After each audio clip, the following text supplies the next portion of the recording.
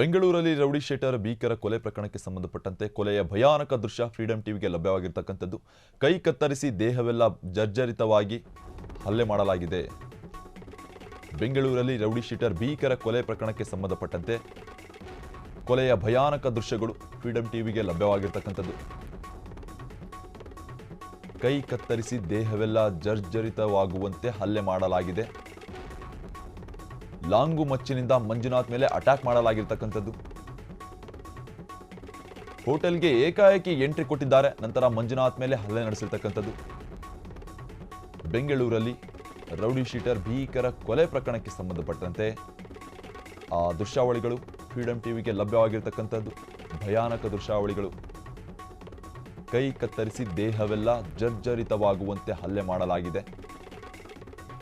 Long ಮಚ್ಚಿನಿಂದ Manjunath ಮೇಲೆ ಏಕಾಏಕಿ attack ಮಾಡಿರ್ತಕ್ಕಂಥದ್ದು. ಹೋಟೆಲ್ಗೆ ಏಕಾಏಕಿ ಎಂಟ್ರಿ ಕೊಟ್ಟು ನಂತರ ಮಂಜುನಾಥ್ ಮೇಲೆ ಹಲ್ಲೆ ಮಾಡಲಾಗಿರ್ತಕ್ಕಂಥದ್ದು ದೃಶ್ಯಾವಳಿಗಳಲ್ಲಿ ನೋಡ್ತಾ ಇದ್ದೀರಿ ನೀವು. ಲಾಂಗು ಮಚ್ಚಿನಿಂದ ಏಕಾಏಕಿ ಹಲ್ಲೆ ನಡೆಸಲಾಗಿದೆ.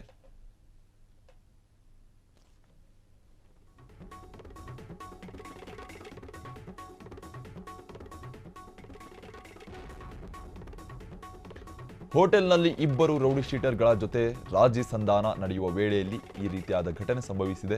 ಇದೇ ವೇಳೆ ಹೋಟೆಲ್ ಒಳಗಿನಿಂದ ತನ್ನ ಅನುಚರರಿಗೆ ಮಾಹಿತಿ ಬಂದ ತಕ್ಷಣ ಮಾರಕಾಸ್ತ್ರಗಳೊಂದಿಗೆ ಆರೋಪಿಗಳ ಎಂಟ್ರಿ.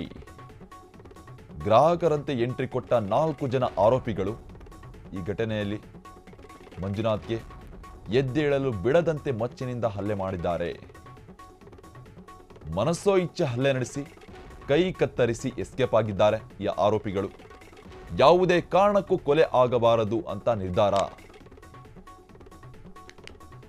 ಪ್ರಕರಣದ ಹಿಂದೆ ಇಬ್ಬರು ರೌಡಿ ಶೀಟರ್ಗಳ ಕೈವಾಡದ ಶಂಕೆ ಕೂಡ ವ್ಯಕ್ತವಾಗ್ತಾ ಇದೆ. ಹೋಟೆಲ್ನಲ್ಲಿ ಇಬ್ಬರು ರೌಡಿ ಶೀಟರ್ಗಳ ಜೊತೆ ರಾಜಿ ಸಂಧಾನದ ಕಾರ್ಯ ನಡೀತಾ ಇತ್ತು ಇಬ್ಬರ ಮಧ್ಯೆ. ಈ ವೇಳೆ ಹೋಟೆಲ್ ಒಳಗಿನಿಂದ ತನ್ನ ಅನುಚರರಿಗೆ ಮಾಹಿತಿ ಬಂದ ತಕ್ಷಣ ಮಾರಕಾಸ್ತ್ರಗಳೊಂದಿಗೆ ಆರೋಪಿಗಳ ಎಂಟ್ರಿ. ಗ್ರಾಹಕರಂತೆ ಎಂಟ್ರಿ ಕೊಟ್ಟ 4 ಜನ ಆರೋಪಿಗಳು ಈ ರೀತಿ ಒಂದು ಕೃತ್ಯವನ್ನು ನಡೆಸಿದ್ದಾರೆ. ಮಂಜುನಾಥ್ಗೆ ಎದ್ದೇಳಲು ಬಿಡದಂತೆ ಮಚ್ಚಿನಿಂದ ಹಲ್ಲೆ ಮಾಡಲಾಗಿರ್ತಕ್ಕಂಥದ್ದು ಆರೋಪಿಗಳಿಂದ. ಮನಸ್ಸೋ ಇಚ್ಛೆ ಹಲ್ಲೆ ನಡೆಸಿ ಕೈ ಕತ್ತರಿಸಿ ಎಸ್ಕೇಪ್ ಆಗಿದ್ದಾರೆ. ಯಾವುದೇ ಕಾರಣಕ್ಕೂ ಕೊಲೆ ಆಗಬಾರದು ಅಂತ ನಿರ್ಧಾರ.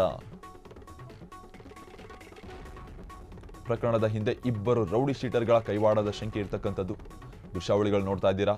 ಏಕಾಏಕಿ ಯಾವ ರೀತಿ ಹಲ್ಲೆ ನಡೆಸಿದ್ದಾರೆ ಅಂತ.